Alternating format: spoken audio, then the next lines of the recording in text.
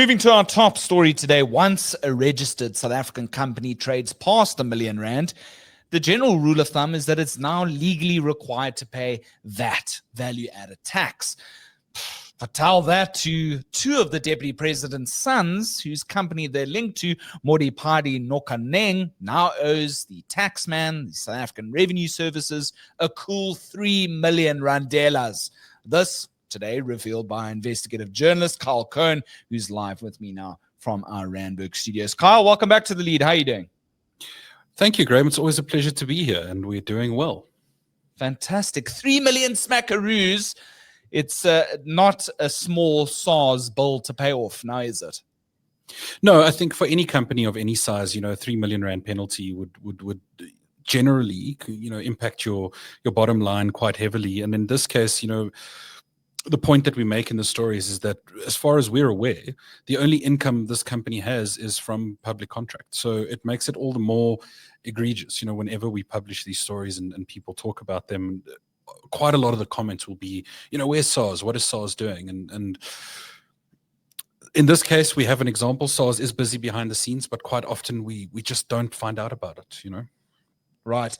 Bring us back up to speed sort of with the major sort of 90 million rand tender. Obviously, it's a lot more in terms of value than what it was initially advertised for, that these two brothers linked to the current deputy president scored with the Gauteng government, specifically the Infrastructure Development Department, which in turn helps beef up the development of hospitals for the health department. What was this initial tender? What was it in the beginning, and how did it sort of get to the value that it is now that these two brothers managed to score? So let's rewind to June of 2022. That's when the tender was actually awarded. So this type of tender is actually a panel contract. So there wouldn't be a value attached to it. So what would happen is, the department would go out to market and say, these are the services we need. And in this particular case, the services needed was the maintenance and installation and looking after fire suppression and fire alarm systems at public health buildings around Gauteng. We're talking about, I think it's 37 buildings around the province. And you are then appointed to a panel, and while you're on this panel, the department may make use of your services at any time on pre-agreed rates to go to any of these facilities to do any of the work. Now, I must just caveat this right from the very beginning. We know that the tender was for fire suppression and alarm systems, but very limited information available about what work they actually did for the department. Doesn't seem to be awfully related to that. Our sister publication, Netwerk 24, actually revealed quite a while ago that one of the payments made to one of these two companies was for the supplying of a fax machine at a mortuary in Pretoria. Now, I don't know if anyone still actually uses fax machines. I know that we at Media 24 certainly stopped using them, I think about 10 years ago. But, these are the sort of things we must look at. Now, these two companies are Ngwato and Manzi Group and Modipadi Nokaneng. Why we say these two companies are connected, and this is where it gets very legally technical and challenging. So I'm going to try and be as, sort of clear as possible without getting us into trouble legally. Thanks. The Ngwato and Manzi Group is a company that was at one point or another run by two of Deputy President Paul Mashatile's sons, Tabiso Mashatile and Tanyiko Mvalasi. Same dad, different moms. Now, their business partner and friend, a guy called Nala Matlakuana, his company was Modipadi Nokaneng, was run by two sisters, Lefense and Tato Nokaneng.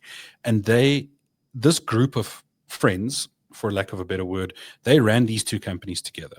Now, on paper, when they were added to the tender panel back in June of 2022, these companies are technically competitors, right? But what we've managed to figure out through a bit of digging and talking to a couple of people who worked at the companies previously is that they were never separated. They were never separate companies. The tenders were put in separately, the bids were put in separately, but they shared office space, they shared staff. It went to the level of where one former worker was telling us that before they submitted invoices to the department, they would have to double check with one of the directors of the company which company's letterhead must be on the invoice, kind of thing. So that's why in our reporting we've linked these two companies together. That's why in this latest story, when we say there's 3 million rand owed on VAT legally by Modipadi Nokaneng, we're saying that the entire tender, which went from zero in June of 2022 to being worth 90 million rand now as of the 1st of November, we're saying that these were the same resources, the same people making the decisions. To get away from that, what they've done is they've resigned and been added as directors. There's been a real chopping and changing between all of these individuals at various points in time of who's a director, when, and that. So that now when we approach them for comment, they say, well, I'm no longer director, so I can't really reasonably be expected to know what's happening here.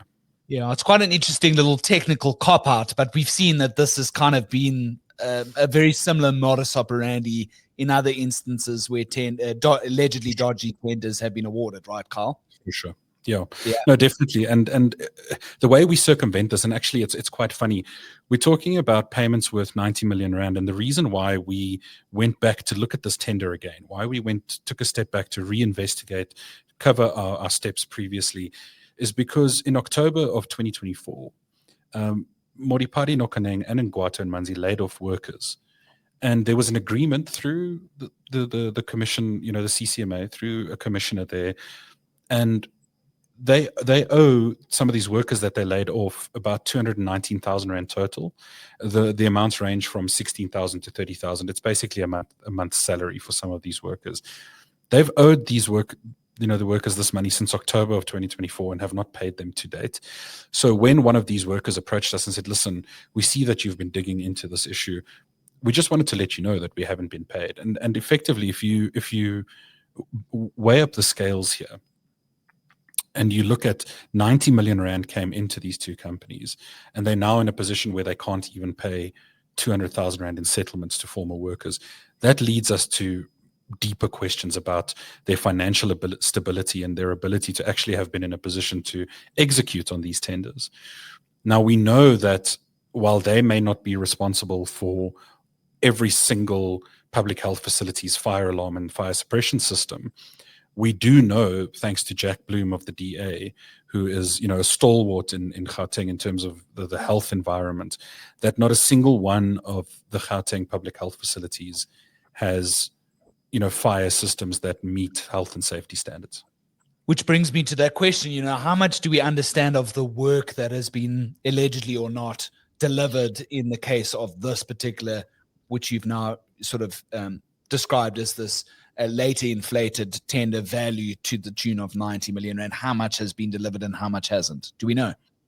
It's very difficult. It's extremely difficult. I'll give you an example, Graeme. When we initially reported about the workers being owed money, we fought with the Gauteng Department of Infrastructure Development, who was the implementing agent on behalf of the Department of Health. That's a whole different mess that I still do not understand why they did do it that way. But they came back to us after much fighting and toing and froing with a figure of 49 million rand. That's the total value of what that contract cost. It was only after Jack Bloom then went and got responses through the Gauteng provincial legislature from the MEC that we found out, no, the actual amount is 90 million. They still owe Modipadi Nokaneng 43 million rand. What for is a much more difficult question to answer. We know of select examples, where they were asked for the fax machine, for example. They were also asked to look after a water treatment plant at one hospital. But as far as the entire 90 million rand, I cannot now here sit and tell you that, 1 million was for this, 2 million was for that, 3 million was for that. We simply don't know. And getting answers out of the Gauteng provincial government, in keeping with our past experiences investigating, matters linked to or in the orbit of Paul Mashatile, it becomes extremely difficult to extract any information. And that inevitably leads you back to the idea that, look, Paul Mashatile is a Gauteng-born politician. He was a provincial baron of Gauteng ANC circles for so long that it starts to make sense when you start trying to pick away at these things. And I'm not saying it's easy to get information otherwise, but particularly when the name Paul Mashatile is in the mix anyway, it becomes next to impossible to get information out. Right. There's some bells ringing very similar to the Gauteng Forensic Medical Services Lab, of course, which our colleague Alex Patrick, Johannesburg Metro journalist, has been reporting on for the longest time. The delays there. She's also relayed to me in the past how, and I've experienced it myself in a previous story that I did in Joburg once upon a time, is that the infrastructure department, I think it was at the time that I did, it was led by MEC Tasneem Motara, and the health department. There's always this passing of the buck. Not either one of them wants to give a final sort of media answer or official statement when it comes to a lot of these big sort of infrastructure development projects. So that passing of the buck of the responsibility, just from that perspective of trying to get accountability from our leaders, is often the issue. And I don't know why it can't be sort of like more simple than that. What's the current status of the public protector's investigation into this deal, which has brought the sons into its the deputy president's sons into its orbit? What is the public protector specifically looking at here, Kyle? And do we know the status of the investigation thus far? So we don't know the status of the investigation. We have had indications, a couple over the past few months of requests for information going out from from the public protectors, investigators in Gauteng, and responses being sent over. But unfortunately, we haven't had sight of the content of those responses, nor is the public protector normally up for discussing ongoing investigations at all. What they will be looking at here are probably some very narrow issues around, in terms of the procurement, was it all done legally? In terms of the payments, was it all administered properly? Is there proof that work was delivered, etc.? The public protector, it's all in the name. What they do is they try and protect the public from the abuses of government officials. In my past experience, however, what I've found is that the public protector's mandate can be sometimes quite narrow. So we mustn't, hang our coat on this hook and believe that we are going to get the full answers here. It will be a significant part of the picture, and the recommendations will be critical and important. Our job as, in terms of investigative reporting, is going to be then determining, once we see the report, once we see the final outcome, determining who lied, who misled the public protector, and who told the truth, and then the implementation of those recommendations. Our job is going to be to track that and try and push that forward. Unfortunately, and again, whenever very senior ANC people are in the mix, when their children are in the mix, we've seen this movie before as South Africans, it becomes extremely difficult for us to, for government departments, the police, to do the logical thing and take the next step in investigations or implementing recommendations. So that's going to be the next struggle. I don't foresee, the public protector investigation being the final word on any of this. Sure. And just in the back of my mind, just as a side comment, hey, isn't it funny how South African sort of nepotism when it comes to the public space is such a historical pastime in this country? It's been like that forever. Right. Yeah, and look, I mean, let's not pretend like South Africa's, the only corrupt place. And I think that this model, particularly of spouses, children, cousins, aunts, uncles, sort of moving along the side of a deal that a politician is, has oversight of and reaping some sort of benefit, either for themselves, for the family writ large, or for the politician, but just disguising that income so that they don't have to, deal with any of the allegations of corruption and nepotism, et cetera, et cetera. That is what makes, investigative journalism particularly difficult, because legally, the politician has not done anything wrong, unless we can prove that they directly influenced the awarding of a contract to, most of the time, the area is a lot more gray. So in this case, Paul Mashatile will tell you, well, I had absolutely nothing to do with awarding of tenders in Gauteng, particularly through the Department of Infrastructure, etc. And he may be right. He may have had nothing to do with it. But that is where our argument is, that perception of influence always exists. And that is why it is very important, when you do public procurement, you have to declare whether you're a politically exposed person. And it is for that reason. And particularly in a case like this, where we can't prove that performance on the contract has been exemplary, we have a right as the public then to ask questions and say, well, if a company that was directly being controlled by the deputy president's sons In this case, Ngwata and Manzi Group was paid, 17.9 million and is owed another 94,000 rand, which is, but 17 million rand is a lot of money. It's public money. We deserve to know, particularly when you consider the number of very convenient fires at Gauteng hospitals over the last couple of years. This is a very fraught area. The way that fire alarms systems weren't working at Charlotte Maxeke or at Thabisa Hospital, etc. This was closed. It was, and not that these companies worked on any of those systems directly, but this is a very fraught area. We know that there's massive corruption in the Gauteng health system, centered around hospitals. We've seen Tembisa Hospital and the extraction that has happened there. And these fires are started to destroy records. Because remember, everything is paper-based and these records are stored there. That is why a job like this, looking after fire suppression systems and alarm systems at hospitals, is far more critically important than just saying, oh, the infrastructure needs to be protected. That's obvious. That's a given. But we need to take it a step further and say, in fact, in the bigger war against corruption, this tender was absolutely critical. It was such an important thing. Because as months go by, as time goes by now going into the future, we are going to be seeing a lot more of the underbelly of the Gauteng Health Department and corruption and spending there. And that's why this story is important. That's why even a whiff of political influence in this tender is so absolutely alarming. Yeah, I think that's such an excellent point. Couldn't have said it any better myself. And yeah, it's just like ever since life Isidameni, the terrible tragedy that befallen, our health sector, it's just been one issue after another. And again, I'm just using that as the inflection point onwards because we have such a long history in this regard. Any answers from Tinyiko Mvalase as well as Thabiso Mashatile, the two sons, as you say, from two different mothers that were once wed to the deputy president? Any engagement from their part, willingness to sit down and have interviews with yourself, Kyle? No. In fact, quite the opposite. We got quite a rude and funny legal letter from their attorney, who I assume I'd never dealt with this person before, despite having interacted with Mr. Thabiso Mashatile and Mr. Mvalase previously. And this new attorney threatened to sue News 24, threatened to seek a costs order, which is it's a traditional sort of threat to try and get journalists to back off, because they threaten to cite you in your personal capacity, and then it's called a slap suit. We can get into that one day, and it's obviously I just laughed at him and said to him, look, your threats won't work. Answer the questions or don't.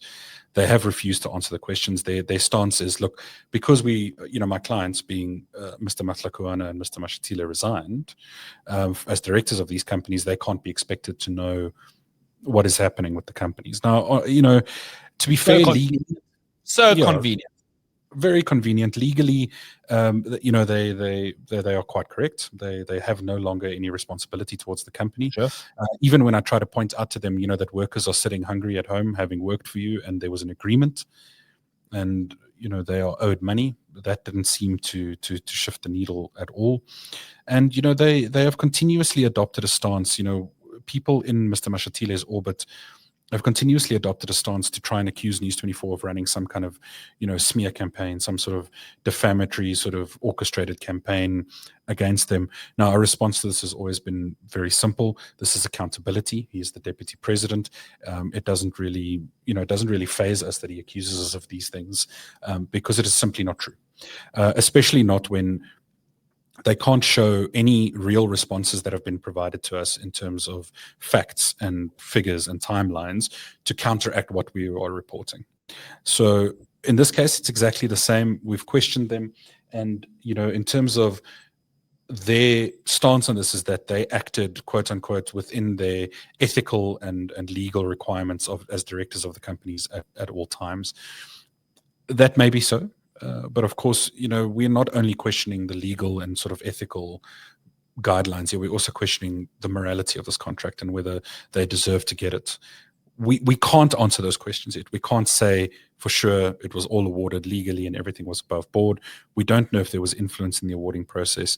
But what we do know is that 90 million rand, half of that has already left public coffers. Another 43 point 8 or 9 million is going to be leaving public coffers, and we deserve to be able to question that. And unfortunately, Graeme, we don't have any sort of interaction with them on the other side to, take us into their side of the story and explain to us what services they delivered when and where, despite the opportunity being given to them. Well, you remember the furore around, obviously, the mansions that the deputy president had declared to parliamentarians. And then did you see that SABC interview? I kind of wanted to ask you about it at the time, if you did see the response out in the field. One SABC journalist had asked the deputy president, what's your take on these mansions that you've declared to parliament? Obviously, one in Waterval and the other one in Constantia in Cape Town, very plush places that according to the deputy president, is owned by son-in-law. And then the deputy president's response is, well, what's the problem? So I think that's only a real official response here throughout most of this. So he actually said something more interesting than that. What he also then added is, people must learn how to read. I never declared this house as my own, particularly the Constantia property. And his words were, people must just learn to read. Those were his exact words. Because he claims that the declaration that he provided to Parliament, he declared that house as a family-owned property. Now, I know that's unlikely, because the declaration process does ask you to declare sort of immediate family members, assets, etc. But there are very clear delineations. But of course, when we filed a Promotion of Access to Information Act request to Parliament for those original declarations, so that we can either prove or disprove what he is saying to the public, Parliament refused to give us that information. So read properly is kind of like listen properly. Remember who said that? One Jacob Zuma. Yes. Kyle, thanks so much, bro. I really appreciate your time on this story.